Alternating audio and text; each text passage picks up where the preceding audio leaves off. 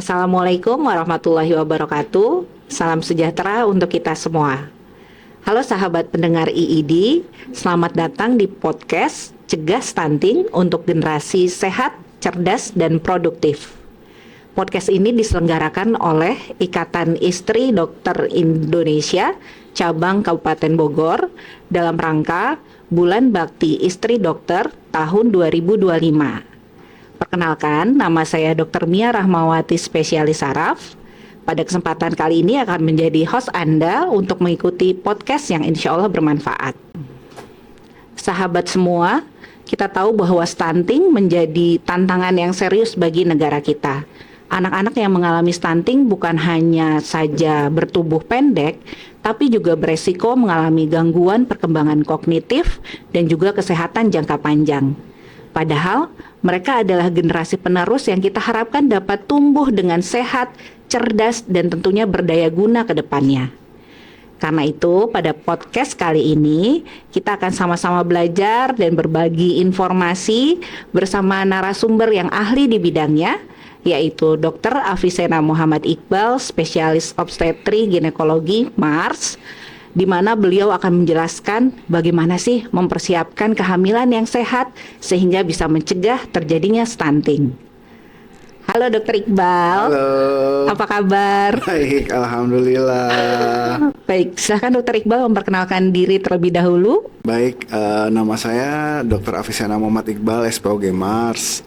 Saya sekarang bertugas di Rumah Sakit As-Salam, lalu di RSUD Cibinong, dan juga Rumah Sakit Simpangan Depok.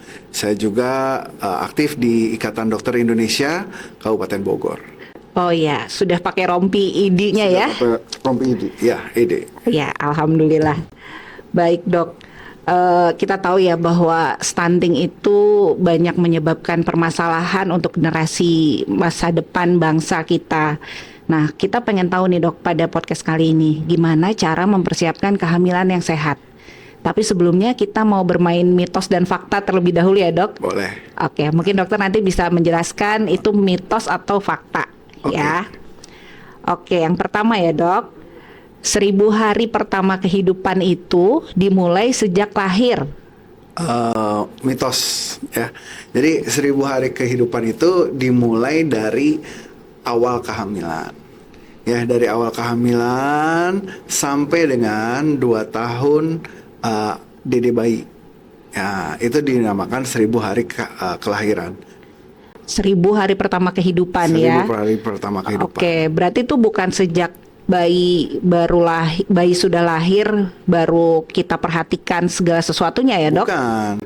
Malah kita persiapkan segala sesuatu untuk pertumbuhan janin ke depannya itu dimulai dari malah sebelum dihamil.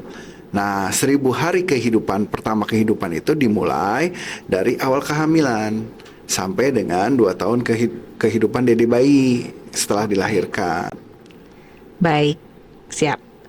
Kemudian yang kedua ya dok, mitos atau fakta. Stunting itu keturunan. Kalau orang tuanya pendek, maka anaknya pasti stunting. Mitos ya. Jadi bahwa stunting itu tidak dipengaruhi semata-mata oleh keturunan, ya, tetapi juga ada nilai-nilai lain seperti nutrisi pada saat kehamilan, penyakit yang diderita oleh ibu pada saat kehamilan, dan juga penyakit yang diderita anak setelah melahirkan. Itu juga akan mempengaruhi terjadinya stunting. Yang kita perlu ketahui bahwa stunting itu apa gitu. Stunting itu artinya dedek bayi kita nanti itu berat atau tinggi badannya itu kurang dari -2 simpangan deviasi. -2 simpangan deviasi itu apa gitu kan? Nah, itu kita lihat di buku KIA.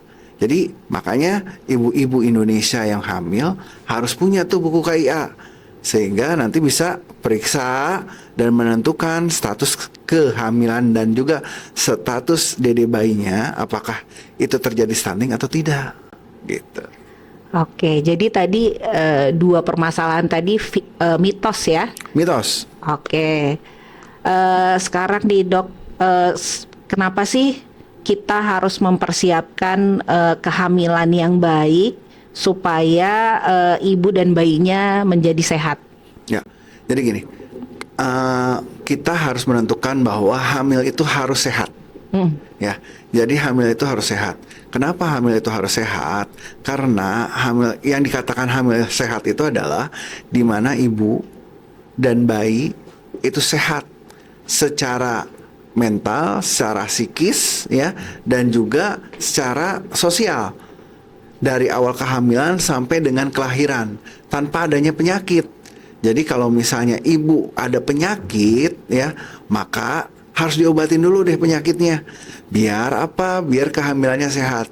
Sehingga perjalanan kehamilan dari awal kehamilan sampai dengan akhir kehamilan sampai persalinan itu berlanjut sehat baik ibunya maupun dede bayinya. Apa saja sebaiknya yang dilakukan pasangan untuk merencanakan kehamilan yang baik itu, Dok?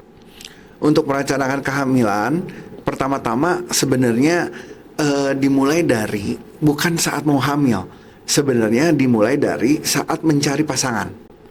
Oh, jadi dari awal ya, Dok? Dari awal kita ada namanya calon pengantin. Nah, sebenarnya pemerintah sendiri sudah memberikan pemeriksaan khusus untuk calon pengantin, ya, dari tensinya, nadinya, pemeriksaan laboratorium, apakah ada infeksi menular seksual atau tidak, ataukah apa ada infeksi yang kronis atau tidak. Itu didata dari calon pengantin.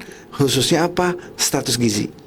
Nah, status gizi biasanya dinilai dari indeks massa tubuh. Gitu. Nah, setelah dapat calon pengantin yang baik, sebelum hamil dicek lagi. Gitu, dicek lagi apa yang perlu dicek, kesehatannya suami dan istri. Karena dede bayi dihasilkan oleh mamah dan papahnya, ya kan? Okay. Nah, dicek apa aja yang perlu dicek? Laboratorium, pemeriksaan fisik, laboratorium maupun pemeriksaan penunjang agar nanti dalam kehamilannya bisa ditentukan bahwa hamilnya sehat atau beresiko gitu. Oke, jadi pemeriksaan sebelum menikah ya, setelah menikah, sebelum hamil. Oke, baik, Dok. Lalu apakah ada pemeriksaan medis tertentu atau screening tertentu yang dianjurkan sebelum seseorang itu hamil? Ya, memang sebaiknya sebelum hamil itu ada pemeriksaan. Pertama, pemeriksaan medical check up lah ya. Yang pertama, pemeriksaan fisik. Dari mana tuh pemeriksaan fisik yang dinilai? Adalah yang pertama, tanda-tanda vital. Ya, tensinya, nadinya, ya, suhu pernapasan dan lain sebagainya. Nanti akan berpengaruh terhadap kesehatan ibu atau kesehatan calon orang tua. Nah, selain itu ada juga pemeriksaan penunjang, misalnya dengan laboratorium, pemeriksaan darah kah, pemeriksaan urin, ya, dan juga pemeriksaan penunjang seperti USG kandungan ataupun ronsen. Ya, bisa dicek di sebelum kehamilan.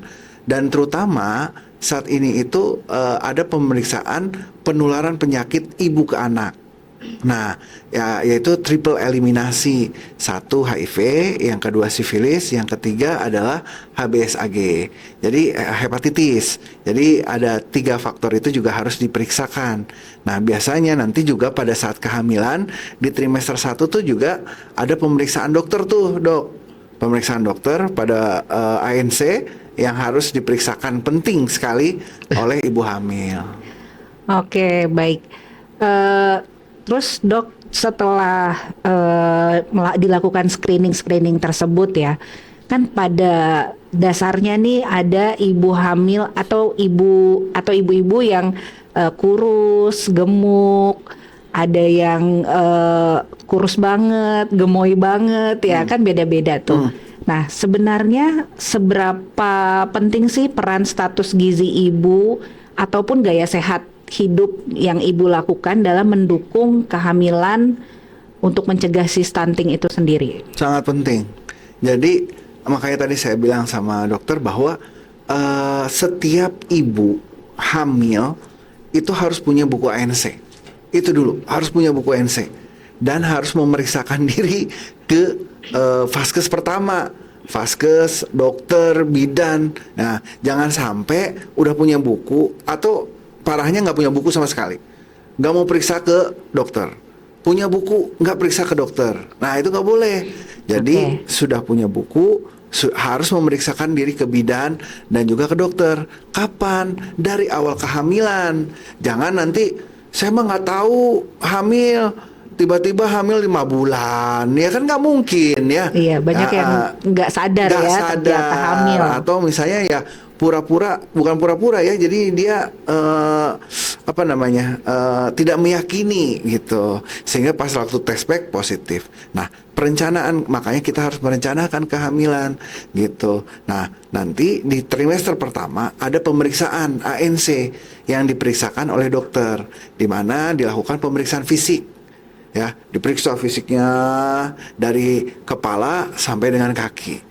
Lalu ditanyakan riwayat penyakit terdahulu.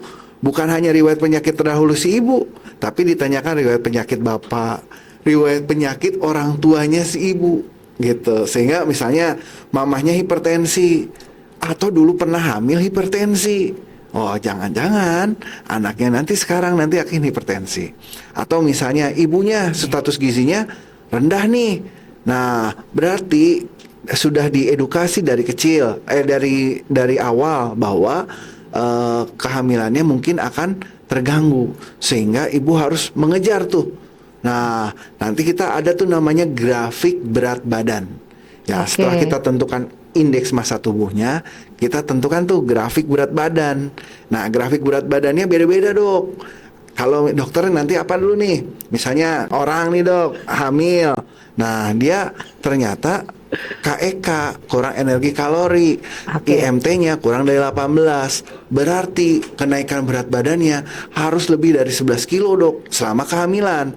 Tapi ada ibu hamil, dia berat badannya, IMT-nya berlebih. Misalnya 32 nilainya. Oh, berarti nanti kenaikan berat badannya hanya cukup 6 kilo aja. Jangan sampai nanti 15 kilo. Udah teh lebih, nanti makin lebih. Nah, nanti kalau yang kurus, kemungkinan anaknya jadi kecil. Tapi kalau yang gede, bisa anaknya jadi besar, atau malah karena dia punya penyakit, punya resiko terjadi preeklamsia, anaknya jadi kecil juga. Namanya IUGR, intrauterine growth retard. Nah, Naji, itu atau PJT, pertumbuhan janin terhambat. Nah, hal tersebut tuh yang akan menyebabkan terjadinya stunting ke depannya. Oke. Berarti sahabat IID, ditekankan oleh Dr. Iqbal ya bahwa pemeriksaan rutin pada kehamilan atau antenatal care atau ANC itu sangat penting dilakukan, penting Salah banget. satunya mengukur peningkatan berat badan dari ibu hamil.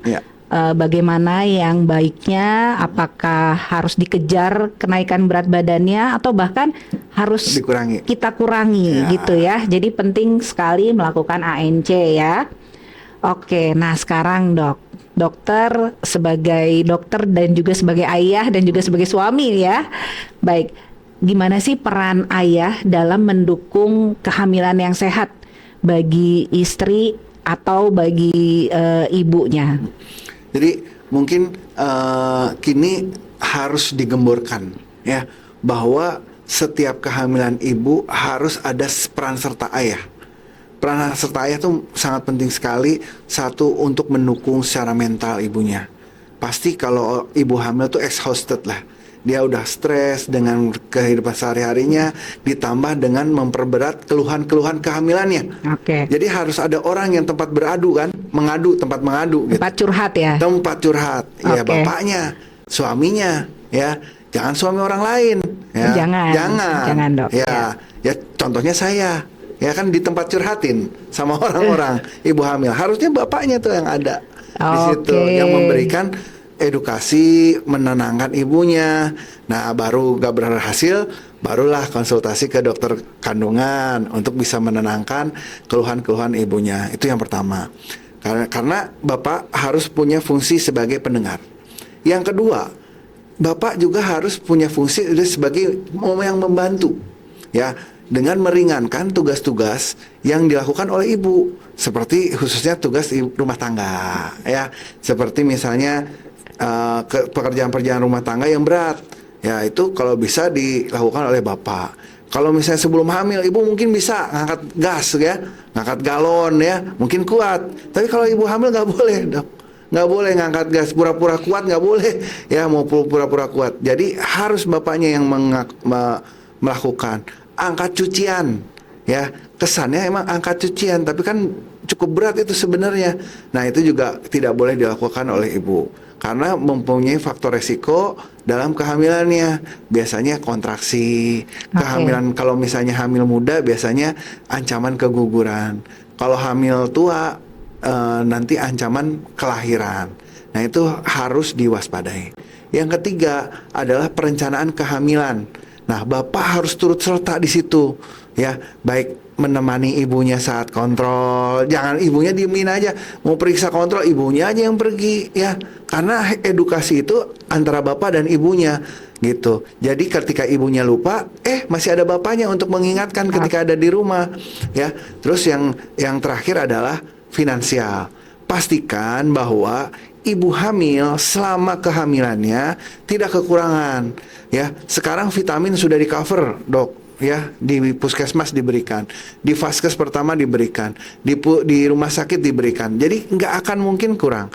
Tapi kalau misalnya tidak dipersiapkan dari awal kehamilan, ya nanti takutnya pas setelah lahiran tidak punya BPJS, repot ya, nggak ada uang, repot. Harus tetap dipersiapkan finansial dari awal kehamilan sampai dengan melahirkan. Apalagi harus memenuhi gizi dari ibu hamil selama kehamilan tersebut sehingga stunting itu bisa terhindarkan. Oke, tadi disebutkan terkait nutrisi ya, terkait gizi ya dok. Sebenarnya apa saja sih nutrisi yang harusnya diprioritaskan untuk ibu hamil dalam rangka mencegah terjadinya stunting ini? Oke, baik. Yang pertama itu zat besi. Zat besi itu kenapa zat besi? Karena 50% ibu hamil Indonesia itu anemia, kurang darah. Nah, kurang darah bisa dari zat besi, bisa dari asam folat. Nah, dari zat besi sudah ada program untuk pemberian zat besi dimulai dari kapan? Dari awal kehamilan sampai nanti persalinan. Ya, begitu juga asam folat. Asam folat gunanya untuk selubung saraf. Ya, selubung saraf. Nah, kapan digunakannya? Dari awal kehamilan sampai kelahiran. Lalu apalagi ada kalsium pembentukan tulang. Apalagi vitamin D untuk pembentukan sel-sel seluruh tubuh dalam bayi. Terus apalagi vitamin dan mineral yang pastinya akan berguna untuk pertumbuhan dan perkembangan janin, sehingga perkembangan janin dari awal kehamilan sampai dengan kelahiran bisa tercapai dan baik. Oke, jadi memang selain dukungan dari suami, nutrisi gitu ya, sangat dibutuhkan untuk ibu hamil ya dok ya, untuk menjaga kehamilannya baik dan juga mencegah stunting. Nah tadi terkait si anemia sendiri dok, kalau kita fokus kepada anemia, apakah anemia itu memang memberikan resiko yang tinggi untuk terjadinya stunting? Ya, jadi anemia itu kan artinya kurang darah. Ya, kurang darah, kurang HB ya. Nilai HB-nya kurang dari rata-rata. HB wanita itu kan sebenarnya seperti 12 ya. Biasanya pada kehamilan dengan ada vasodilatasi dan sebagainya akan menyebabkan anemia, apalagi disebabkan intake nutrisi yang kurang. Nah, jadi ada tambahan tuh namanya tablet tambah darah. Ya, tablet tambah darah dari awal kehamilan sampai melahirkan. Itu harus digunain, terus diminum. Kenapa? Karena anemia satu bisa menyebabkan lahiran prematur. Ya, yang kedua bisa menyebabkan perdarahan pada masa kehamilan trimester awal atau trimester akhir. Yang ketiga ini yang berhubungan dengan stunting, ya, menyebabkan PJT, IUGR, pertumbuhan janin terhambat ataupun intrauterine growth retard gitu. Nah, makanya penting banget ibu-ibu memeriksakan, pertama harus minum tablet tambah darah, dan yang kedua harus periksa tuh, wajib periksa lab HB trimester awal kurang dari 12 minggu dan di antara 32 sampai 36 minggu itu wajib untuk periksa darah. Jadi kalau anemia sendiri sebenarnya harus kita cegah atau kita atasi bukan hanya ketika hamil saja ya dok ya, bahkan ketika sebelum hamil kita screening, terus kemudian kita atasi. Tapi kalau memang sudah terjadi pada saat kehamilan, maka diatasi juga ketika saat hamil. Betul, begitu ya dok? Betul. Jadi anemia itu bisa terjadi sebelum kehamilannya, ya. Nah dari situ sudah tahu bahwa status gizinya, status anemianya sudah kelihatan tuh. Nah bisa juga nanti tablet tambah darahnya yang harusnya sekali sehari, jadi 2 kali sehari. Nanti tadinya makan, Bu, makannya wajib Bu ya pakai daging. Ya, pakai sayur bayam gitu. Jadi pakai kacang-kacangan ya. Jadi gitu. Jadi nanti kita sudah ada poin-poin yang terarah sehingga ibu hamil tidak terjadi anemia pada saat kelahirannya, juga baik, tidak ada proses resiko terjadi perdarahan gitu dan lain sebagainya. Baik, kebetulan dalam rangka turut mensukseskan tema besar dari BBID ini, kemarin juga IID cabang Kabupaten Bogor memberikan tablet besi untuk remaja-remaja putri di sekolah-sekolah. Yes, betul. Gitu. Jadi itu juga memang salah satu usaha untuk menyiapkan remaja putri untuk nextnya hidup sehat dan mencegah anemia sejak awal gitu ya dok? Betul banget. Baik dokter. Selanjutnya dok, tadi disinggung terkait berat badan bayi lahir rendah atau IUGR atau PJT gitu ya. Nah itu semua bisa menyebabkan meningkatnya resiko stunting dok? Iya dong. Dengan pertumbuhan janin terhambat, misal kalau misalnya kalau misalnya anak bayi lahir itu kan normalnya di atas 2.500, dikatakan bayi normal di atas 37 minggu dengan berat badan di atas 2.500. Nah, dia 37 minggu tapi beratnya 2 kilo. IUGR tuh. Ya. Maka ketika dia IUGR pasti beratnya lebih kecil. Tingginya juga pasti lebih kecil. Gitu. Jarang tingginya sama tuh jarang. Pasti lebih kecil. Nah, kalau misalnya dia lebih kecil, maka setelah lahiran sampai dengan 2 tahun dia tidak mengejar ketertinggalan -2 simpangan diefisiasinya itu, maka akan terjadi stunting. Maka perlu tambahan makanan bergizi buat ibunya dengan hasil ASI eksklusif misalnya, ya, atau tambahan pengganti ASI buat dede bayinya. Jadi gitu. harus dikejar ya dok ya? Harus dikejar. Baik. Harus dikejar agar tidak terjadi stunting. Karena stunting itu nanti efeknya jangka panjang dok. Bukan pada saat dia jadi anak-anak, tapi nanti setelah dewasa. Kan kita tidak mengharapkan satu generasi anak Indonesia ya IQ-nya rendah ya, telat dalam pembelajarannya ya, gangguan dalam proses tumbuh kembangnya. Nah, itu kita tidak mau seperti itu. Maka harus dipersiapkan dari awal kehamilan. Baik. Nah, sekarang setelah bayi itu dilahirkan ya dok, apakah hanya status gizi saja yang menyebabkan risiko terjadinya stunting, atau ada hal-hal lain yang bisa menjadi faktor-faktor terjadinya stunting pada bayi yang sudah lahir dok? Faktor utamanya nutrisi. Ya, faktor utama nutrisi itu pasti. Kalau nutrisinya kurang, pasti bayinya makin kurang dong. Ya, seperti Anda lihat saya, kira-kira nutrisi saya gimana? Baik. Ya, berlebihan ya. Nah, seperti itu juga bayi ya. Kalau dikasihnya kurang ya dia kurus. Kalau misalnya dia dikasih banyak ya dia makin gemuk. Satu. Yang kedua apa? Faktor penyakit. Ada nggak faktor penyakit? Dari mana? Dari ibunya. Ya kan? Faktor penyakit dari ibunya ada nggak? Jangan-jangan ibunya mohon maaf sakit TBC atau gangguan autoimun atau dia HIV, ya kan? Yang status gizi ibunya saja sudah buruk sehingga akan berakibat ke dede bayinya. Begitu juga mungkin saja status gizi buruk dari penyakit dari dede bayinya ya. Biasanya faktor ya tadi sakit paru-paru misalnya ya, atau sakit yang lainnya ya. Terus udah gitu apa yang paling penting juga adalah dukungan dan support dari keluarga. Pola asuh gitu Pola ya. pola asuh. Gimana? Jangan sampai misal ya, ibu habis lahiran, ibunya nggak boleh makan apa-apa. Ya, cuman makan nasi sama sayur bayam. Cuman sayur bayam doang atau sama sop. Ya, nutrisinya kurang. Jadi dia ngasih ke dede bayinya, hasil akan Nutrisinya kurang juga. pasti kurang juga. Ya, dan juga jangan kira-kira jangan mohon maaf ya, nenek biasanya nih, nenek nih yang punya cucu nih, nah, asinya masih belum banyak ya, sudah beralih kepada susu formula ya, padahal nutrisi yang terbaik adalah dari ASI. Kudunya sabar dulu tuh ya, emaknya dikasih dulu makanan tuh ya, mamanya dikasih makanan yang banyak, nggak ada pantangan makan, sehingga apa, kualitas Asinya jadi bagus. bagus gitu. Nah itu Oke. juga seperti itu.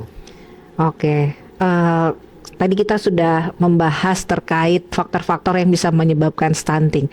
Nah, sekarang dok, mungkin banyak sahabat pendengar dari IID sendiri yang belum tahu sebenarnya tanda-tanda apa saja sih yang harus kita waspadai bahwa anak kita ini mengalami atau mempunyai resiko terjadinya stunting. Nah, tanda-tandanya itu apa aja ya dok? Pertama yang harus diwaspadai oleh ibu adalah dari awal kehamilan. Ya, Oke. jangan nanti dulu, tapi dari awal kehamilannya dulu. Jadi jangan sampai terjadi stunting dulu. Awal kehamilan apa? Ibunya jangan sampai berat badannya kurang.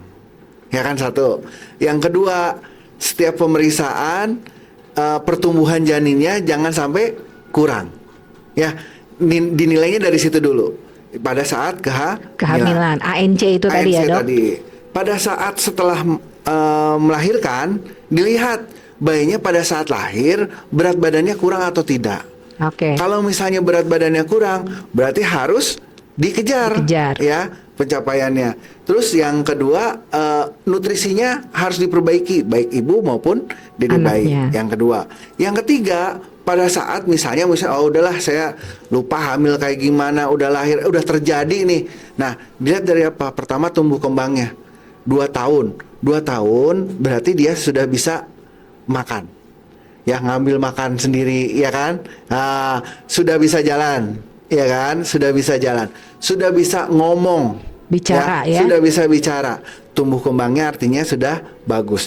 Tapi kalau misalnya ini anak 2 tahun kok ngomong masih hati-hati ya, jangan-jangan ada proses stunting maupun juga mungkin ada faktor penyakit lain ya. Terus udah gitu, loh kok ini anaknya kok tingginya kurang ya. Nah, di mana tingginya kurang? Kurangnya -2 simpangan deviasi. Taunya dari mana? Beli buku KIA. Oke. Periksakan kepada bidan, dokter ya, maupun ke dokter spesialis anak misalnya ya. Nah, untuk menghitung ya apakah memang kurang dari 2 simpangan deviasi atau tidak. Nah, hal-hal itu makanya hal-hal tersebut akan lebih baik jika dicegah dari awal. Jangan sudah terjadi baru kita obatin gitu. Maka sangat penting sekali untuk ANC tadi dok, penting sekali. Berarti dari sejak ANC, kemudian setelah dilahirkan hati-hati kalau misalnya ada keterlambatan dari perkembangan anak, juga dari berat badan, tinggi badan ya, yang mungkin akan lebih mudah kita nilai pada saat posyandu ya dok. Betul. Posyandu kan bisa dilakukan setiap bulan di lingkungan setempat gitu ya. Baik, lalu dok mungkin ini terkait kolaborasi dari semua sektor ya untuk mensukseskan generasi kita yang sehat, cerdas dan produktif ini. Menurut dokter, peran ataupun kolaborasi apa yang harus dilakukan baik dari pemerintah maupun masyarakat maupun dukungan terkecil yaitu keluarga? Kalau misalnya dari pemerintah, sekarang kan sudah ada pencanangan dok, pemerintah untuk pencegahan stunting. Tuh, dari pemerintah sudah. Lalu dari organisasi kemasyarakatan. Contohnya Ikatan Istri Dokter Indonesia nih sudah mengadakan acara podcast pemberian nutrisi vitamin tambah darah dan lain sebagainya. Dari ID juga sama melakukan bakti sosial dan lain sebagainya. Dari Vaskes pertama dan Vaskes lanjutan dari rumah sakit, khususnya dari pengelolaan dari BPJS sudah ada pemberian tablet nutrisi tambah darah dan lain sebagainya. Nah, yang sekarang yang diperlukan adalah bagaimana caranya ya seluruh rakyat Indonesia yang hamil ya mendapatkan akses ke fasilitas kesehatan.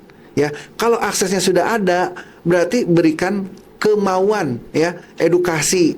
Edukasi dari mana? Dari kader, Pak RT, Pak RW, Pak Camat ya. Bu hamil, ke Vaskes dong, periksa, jangan di rumah aja. Jangan nonton drakor doang ya atau iklan Shopee ya, jangan ke praktek ya, ke praktek bidan. Kan ada bidan desa di tempatnya masing-masing, ada puskesmas di tempatnya masing-masing, ada dokter kandungan di Bogor, nggak ada 1 kilo ada dokter kandungan, ada rumah sakit, ada klinik, ada puskesmas, semuanya sudah ada nih. Tinggal gimana peran serta masyarakat dan juga ibu-ibu hamil mau berkunjung ya. ANC itu dok minimal 6 kali dok dalam kehamilannya. Trimester 1 kali datang, trimester 2 kali datang, trimester 3 kali datang. Itu wajib. Apalagi sekarang disuruh dalam trimester 1 harus diperiksa dokter, di trimester 3 harus diperiksa dokter gitu. Nah, ini tugas kita bersama nih, gimana caranya semua ibu hamil dapat melengkapi 6 kunjungan ini. 6 layanan ANC tadi ya? Betul, 6 layanan ANC tadi, 6 kali layanan ANC. Minimal.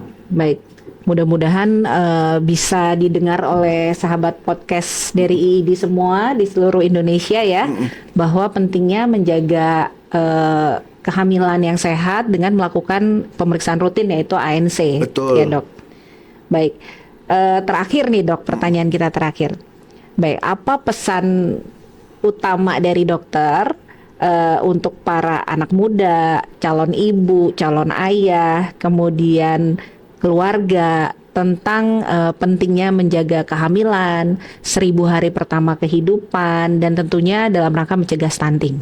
Ya, jadi anak itu adalah anugerah yang diberikan Allah kepada kita, dan tidak semua orang mendapatkan anugerah itu. Nah, pada saat anugerah itu diberikan, maka satu ya dipersiapkan dengan baik-baik ya. Satu dipersiapkan dengan baik. Dari kapan? Dari sebelum hamil ya, sudah sehat ya, saat hamil sehat, setelah hamil ibunya sehat, bayinya sehat. Itu. Yang kedua, berarti dalam kehamilan, dalam perencanaan bayi baru lahir atau balita ya, itu tidak bisa diserahkan kepada ibunya saja. Bapaknya juga harus berperan serta dalam mengelola atau menjaga kesehatan ibu dan bayinya.